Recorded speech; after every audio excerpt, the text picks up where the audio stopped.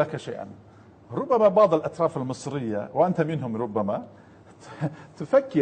تفكرون الشغل الشاغل في تركيا موضوع مصر. هذا ليس صحيح. لدينا أشغال كثيرة جدا. موضوع مصر موضوع يعني يشكل جزء قليل جدا من موضوعاتنا يعني نعم مصر دولة مهمة جدا. عشان كده يمكن الملف المصري كما يرد البعض انتقل من الملف الخارجية إلى الملف الأمني. يعني الآن موضوع سوريا، موضوع العراق، موضوع يمن، موضوع ليبيا ربما يشكل حجم الأكبر بكثير من مصر. لماذا؟ لأن مصر غايبة أصلا، غايبة عن الصورة. ما دور مصر؟ غايبة كدولة، لكن كمعارضة أيضا غايبة؟ لا، معارضة موجودة لكن لا أدري مدى تأثيركم في الداخل. شكرا. لا، لم أسمع الكلمة الأخيرة مرة أخرى. المعارضة موجودة ولكن لا تدري مدى تأثيركم في الداخل. في الداخل. إذا زي بيقولوا المصريين العيب مننا احنا ربما. الله أعلم. نحن في مسلمين لدينا عادة كلما قلناه في النهاية في احتمال أن يكون فيه خطأ 50% أو 60%، لذلك نقول الله أعلم. طيب هو أنت وصفت اللقاء في الأول يا فندم بأنه ملاكمة. نعم. طيب ننتقل من هذا الملف. ما أنا سألتك يا فندم، أنت تريد أن تخبرني أن الموضوع المصري، الملف المصري ليس بهذه الأهمية عند الدوائر التركية، وأنتم لا تتحدثون، بالعكس تتحدثون عن الجانب التركي. لماذا نحن في دوائر التركية؟ عن ماذا سنناقش يعني؟ أنت تخبرني الآن. لا، عن ماذا سنناقش؟ عن ماذا سنناقش؟ إذا كان في مشاكل يوميا في مصر ربما نناقش أنت الآن تعيش في تركيا. كم خبرا يخرج عن مصر في تركيا في الجرائد التركية؟ لا شيء. إذا لماذا الساسة في تركيا يناقشون قضية مصر؟ لأن لا يوجد خبر أصلا يعني. أصلا أنا أقول لك هذا الكلام. لكن إذا كان فيه مثلا انتخابات، إذا كان فيه مشاكل اقتصادية، إذا كان فيه حرب مثلا مع إسرائيل، ألا تخشى أن تهاجم بسبب هذا الكلام سيد عمر من بعض المصريين؟ لماذا؟ أنك تصور مصر ليست ذات أهمية يعني. لا أقصد ذلك. إذا فهمه واحد بهذه الطريقة يظلمني أيضا يعني. ما أقصده في إعلام التركي الذي أنا أتابعه وأنت تتابعه جيدا، كم خبرا يخرج عن مصر؟ لا يوجد. إذا أنت تقول هذا الكلام، أنت تؤيدني، إذا أنت لا تخاف لا تخاف أن تقول هذا الكلام؟ لا أنا لا أخاف. إذا أنا لا أخاف. أنت تقول لي أنه لا يوجد خبر لأنه ليست هناك أحداث مهمة في مصر. يعني في أحداث مهمة ربما، لكن أنا أقول أنت سألتني سؤالا: ماذا تدور في كواليس الموجودة في تركيا أو في الكواليس في تركيا؟ هذا سؤالك صحيح؟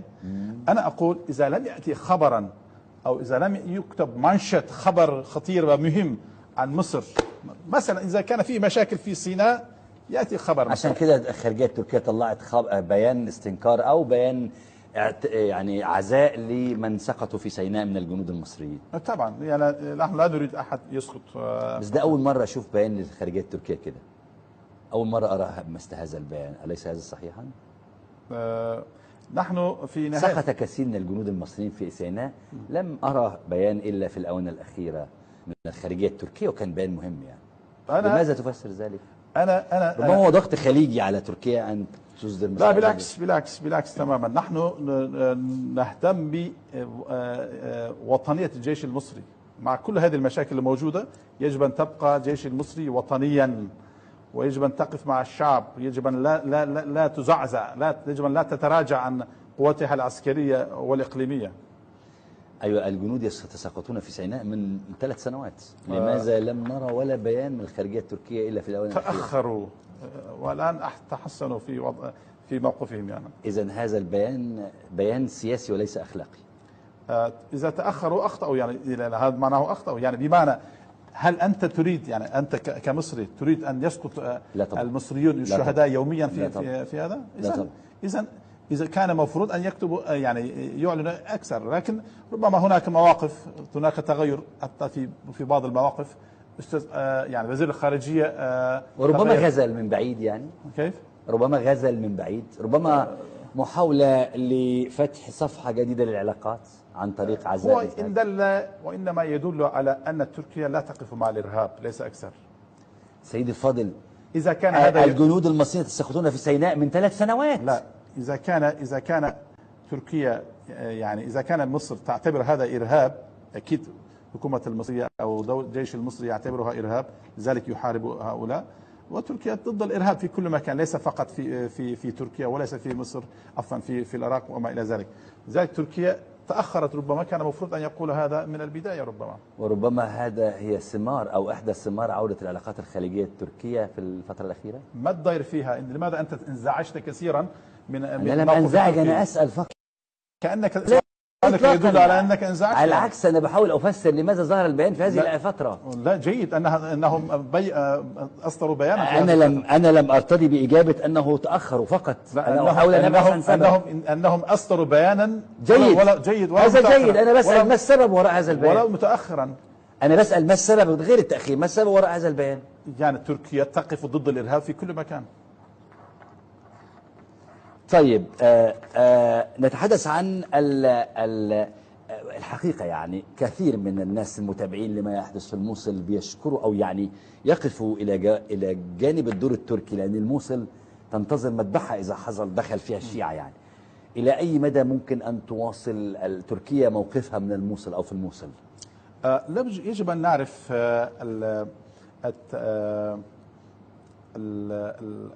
الحالة الاجتماعية وحالة دولية فيما يتعلق بمصر بموصل. تركيا تنادي من البداية أن تكون حكومة المركزية، أن تكون لحكومة المركزية في بغداد دور إيجابي في مصر، دور إيجابي في مصر، ليس لحشد الشعبي. حشد الشعبي مؤسسة طائفية تذبح، لا تختلف عن الداعش والقاعدة. طبعا طبعا.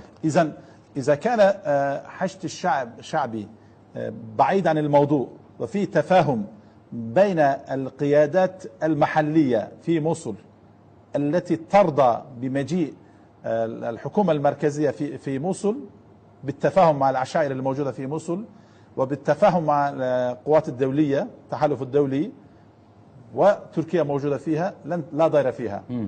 لكن بعض الأطراف الإقليمية ربما أو بعض السنة خاصة الخليج ربما تظن أن تركيا سوف تدخل في مصر وحدها وستحرر موصل وحدها. هذا ليس عملي وليس صحيح. في نهاية المطاف موصل جزء لا يتجزأ من أراضي العراقية. كل ما تتكلم تركيا أن لا تكون فيها مجزرة جديدة طبعا، كما حدثت في مناطق الأخرى لأهل موصل. إن كان أهل موصل من الشيعة يوما، والقاعدة أو الداعش أو أطراف السنية يأتي ويريد أن يذبح أهل موصل لأنهم من الشيعة، كان ستكون دور تركيا نفس الشيء. المسألة موقف التركي ليس موقف ايديولوجي، موقف انساني بالامتياز. تمام. نعم. لذلك الان تركيا تقول نحن نريد ان نحافظ على انفس على البشر الموجوده في مصر بصرف النظر عن مذهب. طب انا لدي سؤالين، انا اسف طولت عليك، ربما اجهدتك وربما تريد ان تنهي الحوار في اي وقت، انت حر يعني. انت حر، انا ضيفك. لا انا اريد ان يعني لا اعمل تعبك. هناك سؤالين فقط. اول سؤال، نحن نرى الآن أن السعودية ربما، وهذا حقيقي، ربما يعني البعض يدركه، أن السعودية في ربما هناك مؤامرة على السعودية لإسقاط السعودية، ونرى محاولة تشريع قانون زي يستا أو زي خلافه. إلى أي مدى وجود تركيا إلى جوار السعودية يساهم في إنقاذ تركيا من هذه المؤامرة ربما الدولية أو الإقليمية حول السعودية؟ في الحقيقة يعني السياسة في السعودية خاصة الخارجية السعودية تدرك أول مرة أن الدولة السعودية في الخطر، وهذا شيء طيب. لماذا شيء طيب؟ لأن بدأوا يراجعون أنفسهم ويتخذون سياسات جديدة لتقوية السعودية ويحرروا السعودية من قيود الخارجية حتى تكون الدولة السعودية دولة مستقلة، دولة وطنية بالامتياز. أنا أشعر أن هذه الضغوطات الخارجية، ضغوطات الأمريكية والإقليمية والدولية، ستجعل دولة السعودية دولة قوية جدا. أنا أرى فيها مصلحة كبيرة جدا. أما في حالة ما عجزت السعودية في وضعها الحالي على مدى القريب أو البعيد، لا أظن أن تركيا سوف تترك السعودية وحدها، لا أظن أن مصر أيضا تترك السعودية وحدها مع كل المشاكل الموجودة، لا أظن أن باكستان ستترك السعودية وحدها. لذلك هذه رسالة لمن يستعد لإسقاط السعودية، أن الدول الثلاثة على الأقل تركيا مصر وباكستان لن يتركوا السعودية وحدها حتى يسقطوا مهما كانت الوسائل ومهما كانت التضحيات. مهما كانت الوسائل لن يسمحوا لهم لن يسمحوا بقدر ما يستطيعون، طبعا لن يسمحوا بإسقاط السعودية، خاصة من طرف بعض الدول الإقليمية. الإقليمية؟ نعم. الإقليمية الخليجية؟ إقليمية معروفة يعني. لا معلش، إقليمية دي إقليمية إفريقية؟ كل من لديه خطة لإسقاط السعودية على مدى القريب أو البعيد لن ينجحوا في حالة ما وقفت تركيا مصر وباكستان مع السعودية، ولن تتريث لا تركيا ولا باكستان بوقفتها مع السعودية. لكن احنا نعرف ان امريكا وبعض الدول الاخرى زي بريطانيا وربما المانيا هي تدور في هذا الفلك، في فلك المؤامرة. هل هناك دول اقليمية من الخليج ايضا في ما موقف ايران من السعودية؟ لا دي واضحة، تريد اسقاط السعودية من الازل يعني. ليس دولة اقليمية من الازل تمام خلاص. بس حضرتك فسرت الماء بعد الجهد بالماء، يعني ما احنا عارفين ان ايران نفسها توقع السعودية يعني. هل هناك دول أخرى استجدت تحاول أن تلعب دور السعودية؟ لم أقل ذلك. أنا أسأل، أنا لم إذا كان هناك أي مؤامرة على السعودية تركيا لن تتراجع. هل لدى تركيا معلومات عن أن هناك مؤامرة كبيرة إقليمية على السعودية؟ ليس عندي علم في هذا الموضوع. هل هناك دراسات من مراكز دراسات في تركيا تقول بأن السعودية تحت مؤامرة فعلا دولية وإقليمية؟ دراسات، مركز دراسات وليست معلومات. لم أقرأ في دراسات في مركز الدراسات في هذا الموضوع، لكن هذا كلام يقال كثيرا ويكتب كثيرا، أن هناك أطراف دولية ليس إقليمية فقط، دولية لديهم مؤامرة على السعودية.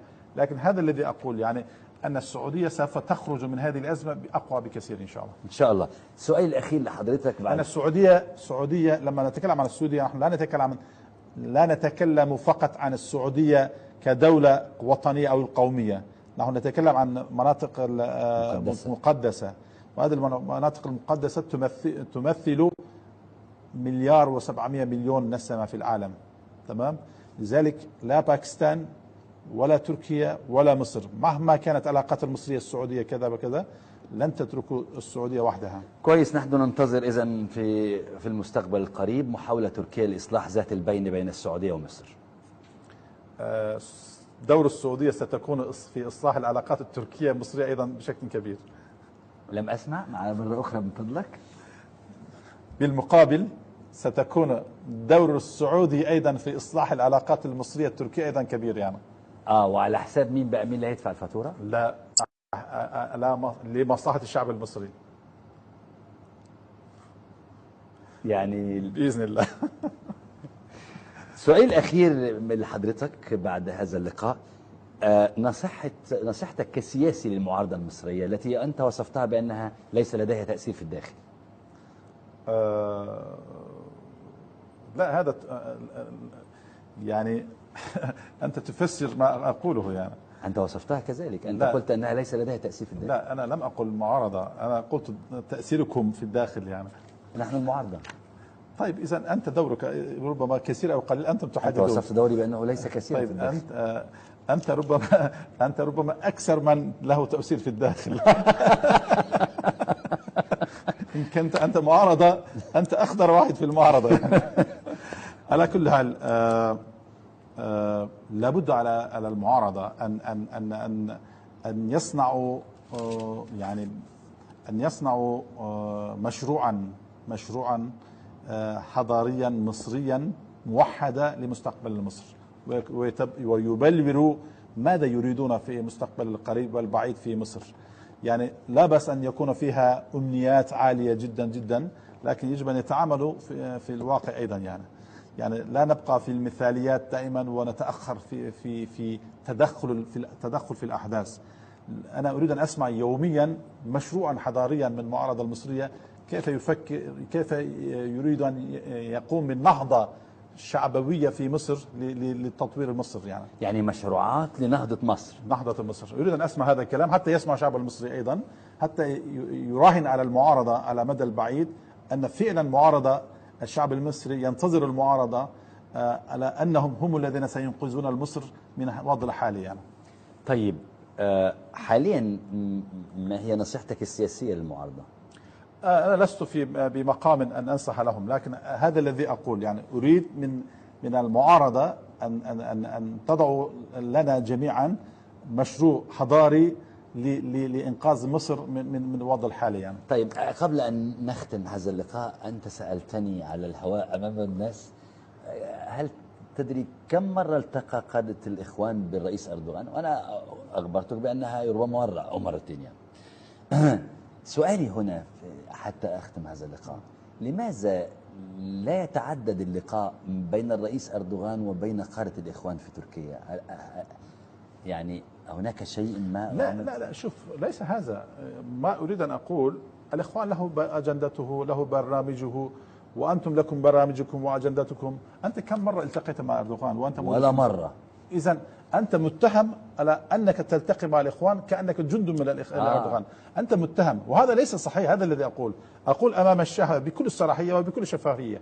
أردوغان مشغول لقضيته، لوطنه ولدولته ولشعبه ولقضايا كثيرة، والإخوان له أجندته، له أعماله، محلي دولي إقليمي، صغير أو كبير، له أجندته، له أعماله. لا يأتي واحد يتزايد على أردوغان ويقول أن هو الذي يحرك الإخوان، هو الذي وراء الإخوان، هو الذي يفعل كل شيء. هذا ليس صحيح. إخوان كيان مهم دولي عالمي له أجندته، ولا أظن أردوغان يعرف تفاصيل ماذا يفعل الإخوان طبعا هذا بكل شفافية أقول لكم هذا الكلام. سيد عمر، قبل أن نختم اللقاء، حضرتك التوصيف كبير مستشار رئيس الوزراء التركي، متى كان آخر مرة التقيت بالسيد بن علي يلدريم؟ لماذا تسأل هذا السؤال؟ هو سؤال فقط حتى أختم. نحن نلتقي كثيرا آخر مرة استشارك كان في أي موضوع؟ كان موضوع مهم؟ أنا موضوعي هو الشرق الأوسط بشكل عام، أتكلم عن موضوع ليبيا، عن سوريا. آخر مرة استشارك كان في أي موضوع؟ لدينا طريق معين في الاستشارة أنا بسأل عن موضوع الاستشارة وليس الطريق. آخر مرة استشارك كان في موضوع؟ لدينا طريق معين للاستشارة، ربما أستشير بطريقتي خاصة كان في موضوع خصوصي ليبيا يعني ليبيا وغيرها طبعا يعني لدينا طريق معين نحن مستشارين له طريق خاصة. نحن أكثر شيء نكتب التقارير ونقدم له تقارير وهو يحدد بنفسه. ليس نحن الذين نوجه سياسة رئيس الوزراء. طريقتنا نحن نعطي التقارير، هم يحددون ألا تغضب حين لا يلتفت إلى تقرير؟ لا أبدا. نحن تربيتنا الأخلاقية أن نحترم القرارات السياسية. وظيفتنا أن نعطيهم المعلومات الصحيحة، القرارات الصحيحة أو المعلومات الصحيحة، وهم يحددون. إذا كان هو يتخذ قرار على حسب ما أريده، أنا رئيس الوزراء، إذا ليس هو رئيس، هو الذي يحدد. كان آخر تقرير كتبته عن مصر كان فيه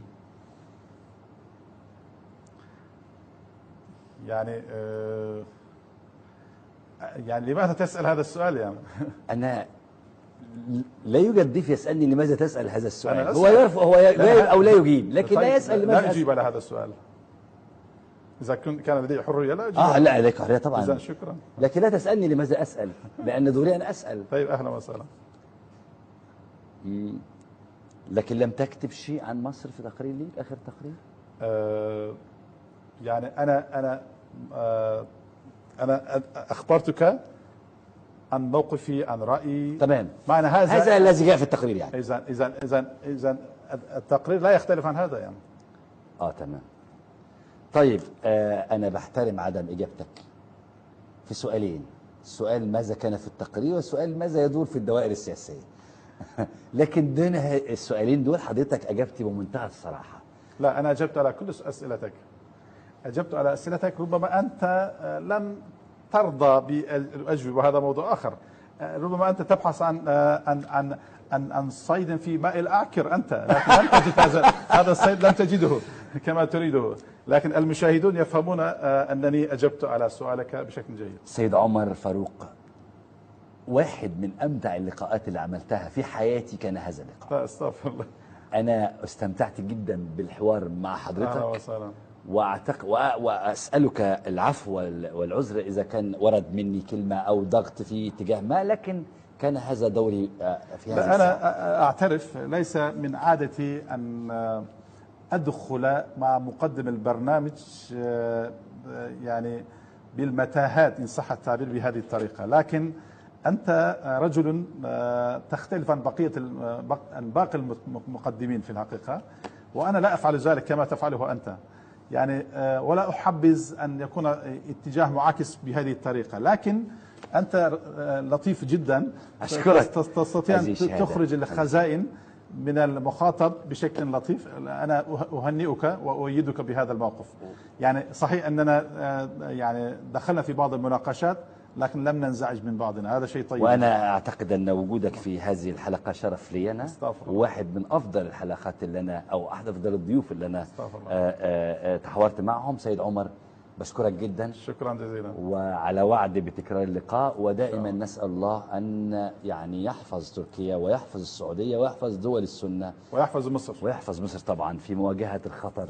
أنا قلت الدول السنية كلها يعني بما فيها مصر طبعا، عن الخطر المحدق بها. بشكرك جدا يا فندم، شرفتني. شكرا جزيلا، بارك الله فيك. ده كان لقائي مع السيد عمر فاروق. كان لقاء صعب جدا وكان مجهد جدا، لكن عندي أمل ان احنا نحكي الحدوتة الواقعية بعد الفاصل إن شاء الله.